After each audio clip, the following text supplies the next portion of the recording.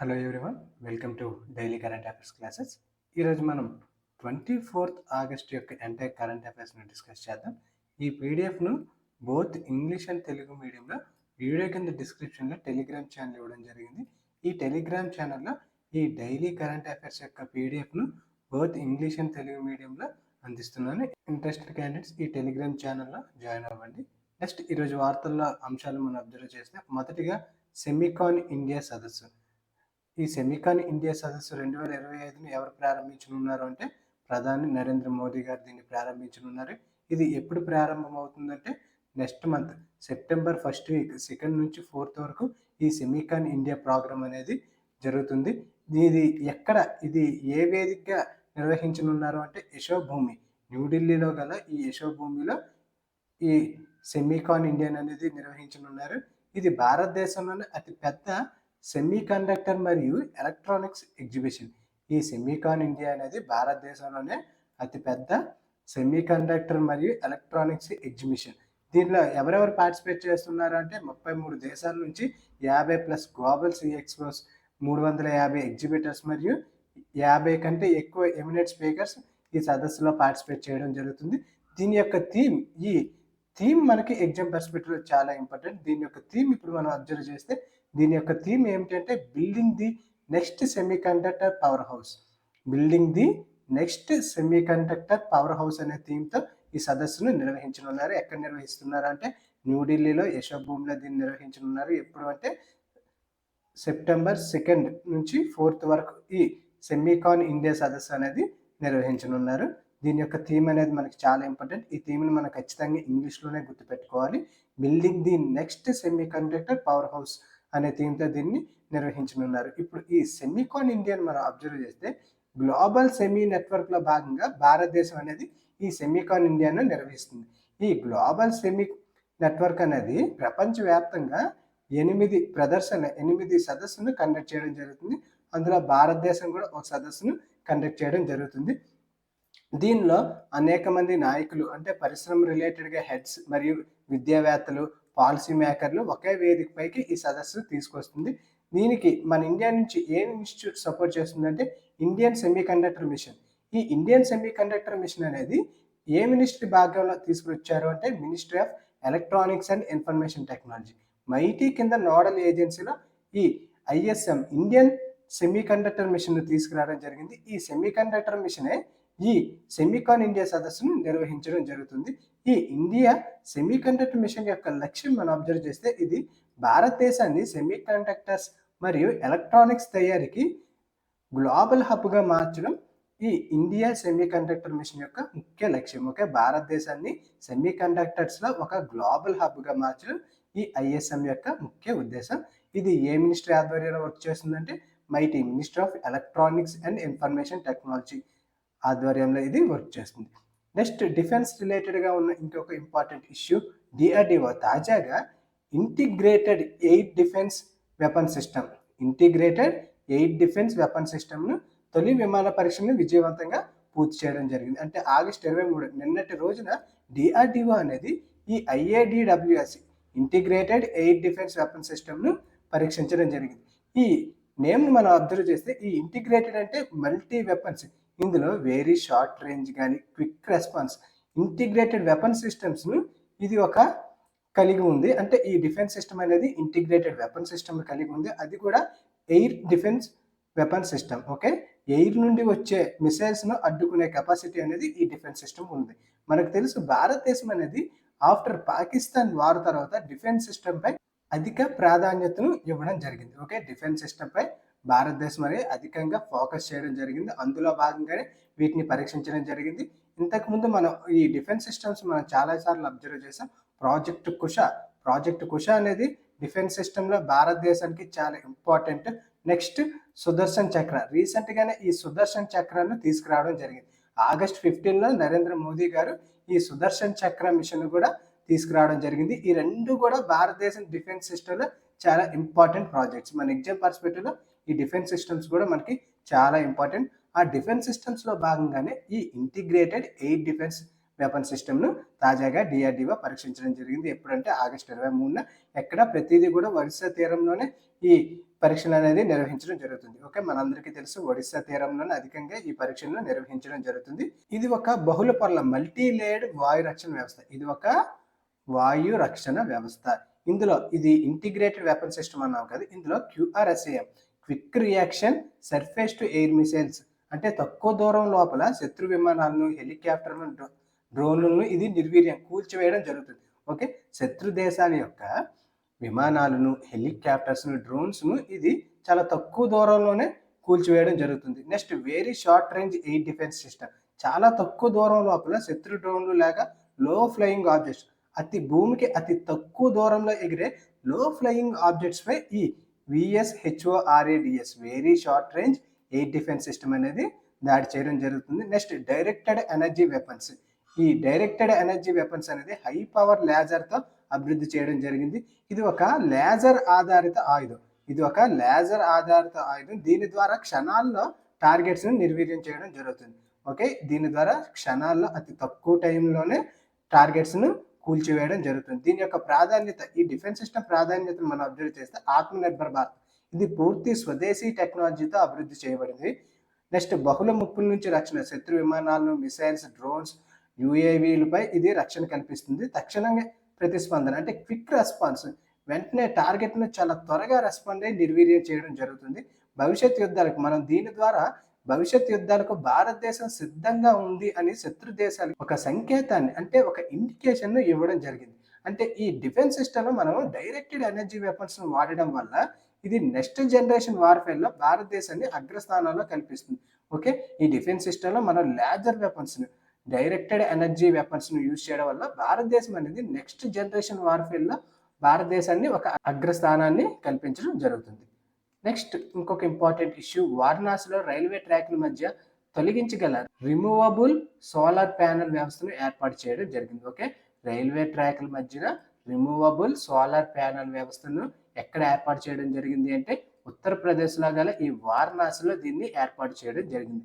భారత రైల్వేలు నికర సున్నా ఉద్గారాల లక్ష్యం అంటే నెట్ జీరో ఎమిషన్ లక్ష్యం ఎప్పుడు పెట్టుకుంది, 2030 నాటికి భారతదేశం పెట్టుకోవడం జరిగింది కదా.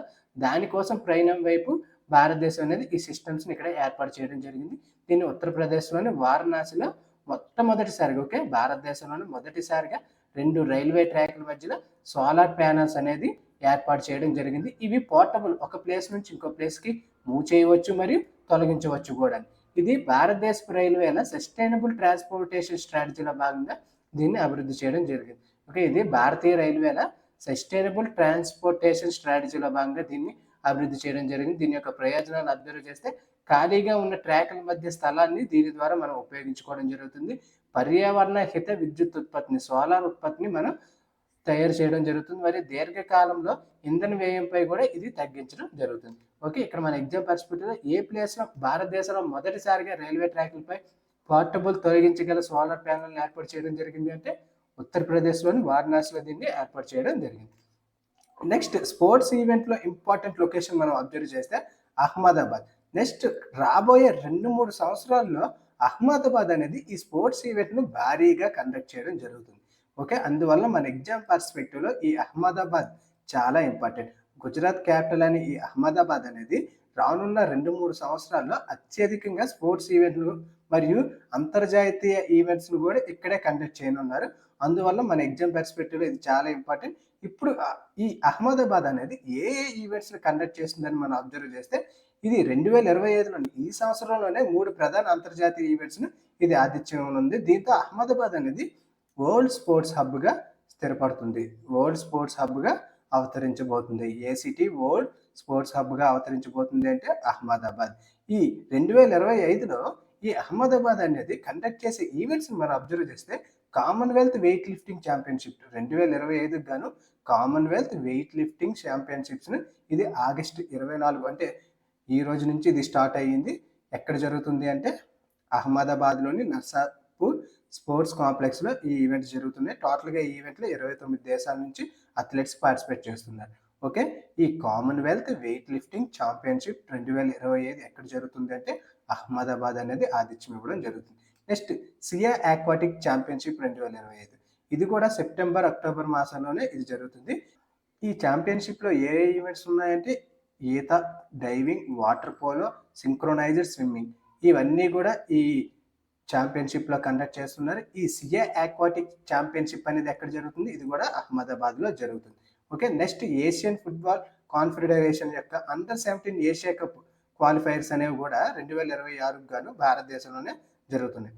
ఓకే, ఈ క్వాలిఫైర్ మ్యాచెస్ కూడా భారతదేశంలోనే ట్రాన్స్టోడియా ది అరేనాలో ఈ మ్యాచెస్ అనేది జరుగుతుంది. ఇందులో భారతదేశం అనేది ఏ గ్రూప్లో ఉంది అంటే గ్రూప్ డిలో భారతదేశం అనేది ఉంది. ఈ ఏఎఫ్యు అండర్-17 ఏషియా కప్ టోర్నమెంట్లో భారతదేశం అనేది ఏ గ్రూప్లో ఉందంటే గ్రూప్ డిలో ఉంది. భారతదేశంతో పాటు ఇరాన్, చైనీస్ తైపీ, లెబనాన్ ఈ 4 దేశాలు కూడా గ్రూప్ డిలో భారతదేశంతో ఉన్నాయి. ఈ అహ్మదాబాద్ అనేది ఈ ఈవెంట్స్కు ఆతిథ్యం ఇస్తుంది. ఓకే, క్వాలిఫైయర్స్కు టోటల్గా 7 దేశాలు ఆతిథ్యం ఇస్తే అందులో భారతదేశం కూడా ఒకటిగా ఉంది. ఓకే, అందులో భారతదేశం కూడా ఒకటిగా ఉంది. ఇక్కడ 3 ఈవెంట్స్ ఏంటి అంటే కామన్వెల్త్ వెయిట్ లిఫ్టింగ్ ఛాంపియన్షిప్ 2025, సిఏ aquatics championship 2025, Asian football confederation అండర్-17 ఏషియా కప్ క్వాలిఫైర్స్ మ్యాచ్ కూడా భారతదేశంలోనే జరుగుతుంది. నెక్స్ట్ గుజరాత్ అనేది ఫ్యూచర్లో ఏ ఈవెంట్స్ని కండక్ట్ చేస్తుంది అంటే 2026లో ఏషియా వెయిట్ లిఫ్టింగ్ ఛాంపియన్షిప్, 2026లో ఆర్చరీ ఏషియా పారా కప్, 2029లో world police and fire games, 2030లో కామన్వెల్త్ గేమ్స్. ఈ అహ్మదాబాద్లో 2030లో కామన్వెల్త్ గేమ్స్ జరుగుతున్నట్టు తాజాగా భారతదేశం అనేది బిడ్ వేయడం కూడా జరిగింది. ఓకే, కామన్వెల్త్ గేమ్స్ 2030 ఎక్కడ జరుగుతుందంటే అహ్మదాబాద్లో జరుగుతుంది. ఇది చాలా ఇంపార్టెంట్. మన స్పోర్ట్స్ రిలేటెడ్లో ఈ అహ్మదాబాద్ సిటీ అనేది కీలకం. ఓకే, మన ఎగ్జామ్ పర్స్పెక్టివ్లో ఇది మనకి చాలా important. Next sustainable power 1404 naval exercise అనేది తాజాగా వార్తల్లో నిలవడం జరిగింది. దీన్ని ఏ దేశం కండక్ట్ చేసిందంటే ఇరాన్ అనేది కండక్ట్ చేయడం జరిగింది. ఇంటర్నేషనల్లో జరిగిన ఇంపార్టెంట్ నేవల్ ఎక్సర్సైజ్లో ఇది కూడా ఒకటి. సస్టైనబుల్ పవర్ 1404 నేవల్ ఎక్సర్సైజ్ అనేది ఏ దేశం కండక్ట్ చేసింది? ఇరాన్ అనేది ఉత్తర హిందూ మహాసముద్రం, ఒమన్ సముద్రంలో దీన్ని కండక్ట్ చేయడం జరిగింది. ఇందులో భారీ ఎత్తున నౌకాదళ క్షిపణ వ్యాయామాన్ని చేపట్టడం జరిగింది. ఓకే, ఇందులో ప్రధాన అంశాలు మనం అబ్జర్వ్ చేస్తే ఇరాన్ అనేది 2025 ఈ సంవత్సరంలో 12 రోజుల పాటు ఇజ్రాయెల్పై వార్ చేయడం జరిగింది.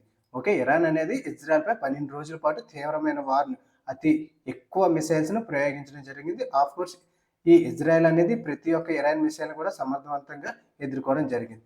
సో ఇప్పుడు ఈ ఇజ్రాయెల్ అనేది ఇరాన్లో ఏ ప్లేసులపై తిరిగి దాడి చేసిందో దాని రక్షణ కోసం ఇరాన్ అనేది ఈ ఎక్సర్సైజ్ను కండక్ట్ చేయడం జరిగింది.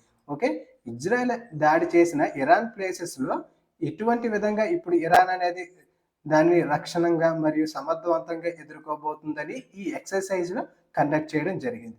ఓకే, అందువల్ల ఈ ఎక్సర్సైజ్ కూడా మనకి చాలా ఇంపార్టెంట్. సస్టైనబుల్ పవర్ 1404 అనేది ఎవరు కండక్ట్ చేశారు అంటే ఇరాన్. నెక్స్ట్ వార్తల్లో ఉన్న ఇంపార్టెంట్ అంతర్జాతీయ దినోత్సవం అబ్జర్వ్ చేస్తే జాతీయ అంతరిక్ష దినోత్సవం. సో భారత్ ఇటీవల ఆగస్టు 23న 2వ జాతీయ అంతరిక్ష దినోత్సవాన్ని జరుపుకోవడం జరిగింది. దీని యొక్క థీమ్ ఏంటంటే Aryabhatta to Gaganyaan ancient wisdom to infinite possibility. Aryabhatta to Gaganyaan ancient wisdom to infinite possibility. ఈ థీమ్ ఈ డేకి చాలా ఇంపార్టెంట్. ఓకే, 2వ జాతీయ అంతరిక్ష దినోత్సవానికి గల థీమ్ ఏమిటి అంటే Aryabhata to Gaganyaan ancient wisdom to infinite possibility. So ఈ జాతీయ అంతరిక్ష దినోత్సవాన్ని ఎందుకు పురస్కరించుకొని భారతదేశం నిర్వహిస్తుంది, ఎందుకు జరుపుకుంటుంది అంటే మేజర్గా చంద్రయాన్ 3 విజయానికి గౌరవంగా శివశక్తి పాయింట్ వద్ద విక్రమ్ ల్యాండర్ సాఫ్ట్ ల్యాండింగ్ చేయడం జరిగింది. ఓకే, ఎప్పుడు అంటే అది ఆగస్టు 23న. సో ఆ రోజున భారతదేశం అనేది ఈ జాతీయ అంతరిక్ష దినోత్సవంగా ప్రతి ఏటా పాటించడం జరుగుతుంది. Okay, Chandrayaan 3 soft landing August 23న జరిగింది. ఎక్కడంటే శివశక్తి పాయింట్ దగ్గర. సో ఈ డేని పురస్కరించుకొని భారతదేశం ప్రతి సంవత్సరం కూడా ఈ డేని జాతీయ అంతరిక్ష దినోత్సవంగా జరుపుకోవడం జరుగుతుంది. ఈ సంవత్సరానికి ఈ 2025కి గాను థీమ్ ఏమిటి అంటే Aryabhata to Gaganyaan ancient wisdom to infinite possibilities. ఇప్పటి వరకు భారతదేశం సాధించిన కీలకమైన మైలురాళ్ళను అబ్జర్వ్ చేస్తే రీసెంట్గా గ్రూప్ కెప్టెన్ అయిన శుభాంశు శుక్లా యాక్సియం 4 మిషన్లో భాగంగా అంతరిక్షానికి ఐఎస్ఎస్కు వెళ్ళడం జరిగింది. అంతర్జాతీయ అంతరిక్ష కేంద్రానికి వెళ్ళి మరలా తిరిగి రావడం జరిగింది. మరలా భారతదేశంలో కూడా అడుగుపెట్టడం జరిగింది. సో ఐఎస్ఎస్ను సందర్శించిన తొలి భారతీయుడిగా ఈ శుభాంశు శుక్లా అనేది నిలవడం జరిగింది. ఈ ప్రయత్నం అనేది భారతదేశం యొక్క ఫ్యూచర్ గగన్యాన్ మిషన్కు ఉపయోగపడడం జరుగుతుంది. ఓకే. ఈ యొక్క ప్రయాణం అనేది ఫ్యూచర్ గగనయాన్ మిషన్‌కు భారతదేశానికి ఉపయోగపడడం జరుగుతుంది. నెక్స్ట్ భారతదేశం మరియు అమెరికాతో కలిపి తాజాగా ప్రయోగించిన ఉపగ్రహం నిసార్ ఉపగ్రహం. Okay.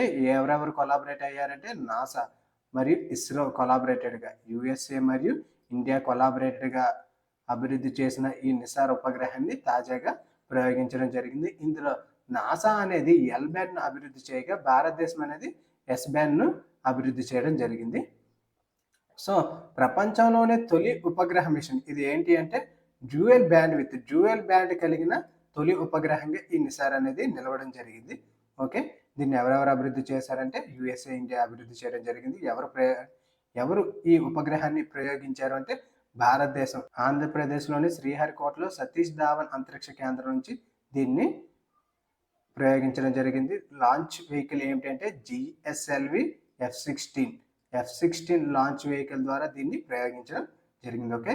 GSLV F-16 launch vehicle ద్వారా దీన్ని ప్రయోగించడం జరిగింది. ఏ ఆర్బిట్లో దీన్ని ప్లేస్ చేశారంటే SSO సన్ సింక్రోనస్ ఆర్బిట్లో అరౌండ్ భూమి నుంచి 700 కిలోమీటర్ల దూరంలో దీన్ని ప్లేస్ చేయడం జరిగింది. దీని ద్వారా భూకంప ప్రమాదాలను మరియు అడవులను, కార్బన్ స్టాక్స్ తగ్గించడం, హిమాలయ నదుల కదలికలను వంటివి కూడా ఈ మిషన్ ద్వారా మనం గుర్తించవచ్చు. దీని యొక్క ఉపయోగాలు ఇవన్నీ కూడా. ఓకే. ఇవి ఫ్రెండ్స్ ఈరోజు వార్తల్లో ఉన్న ఎంటైర్ కరెంట్ అఫైర్స్. ఈ పీడిఎఫ్ను బోత్ ఇంగ్లీష్ అండ్ తెలుగు మీడియంలో వీడియో కింద డిస్క్రిప్షన్లో టెలిగ్రామ్ ఛానల్ ఇవ్వడం జరిగింది. ఆ టెలిగ్రామ్ ఛానల్లో ఈ పీడిఎఫ్ను అప్లోడ్ చేస్తున్నాను. Thank you for watching.